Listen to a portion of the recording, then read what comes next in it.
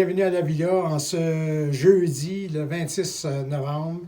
Alors aujourd'hui, une autre journée triste. Nous avons dès mercredi le décès d'un deuxième résident ici à la Villa.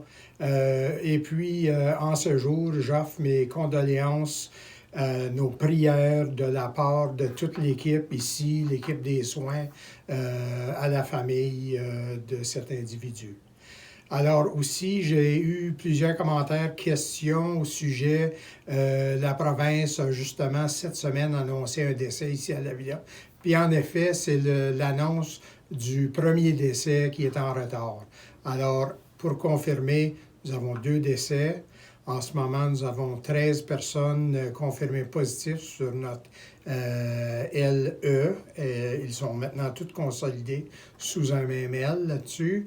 Nous avons finalisé les tests et envoyé pour tous les résidents de l'aile B et C.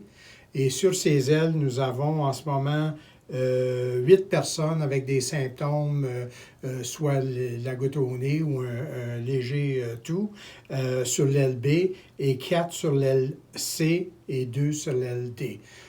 Plusieurs de ces cas nous ont revenus avec un test négatif.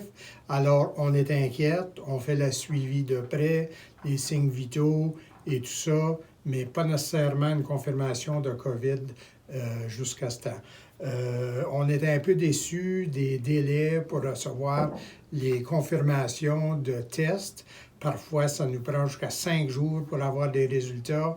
Pas aucune raison les pourquoi, on n'en sait pas, mais juste pour vous dire, lorsqu'on reçoit un test, immédiatement, on appelle la famille pour vous donner les résultats et aussi les médecins. S'il y a des changements de médicaments suite à une visite et tout ça, les médecins vont possiblement vous appeler pour confirmer et vous donner leurs analyses de la situation. Alors voilà, pour le personnel, on continue à avoir des défis d'absence au travail. Cette semaine, surtout affectée, c'est notre équipe de ménage et quelques infirmières qui sont absents, mais on en vient à bout.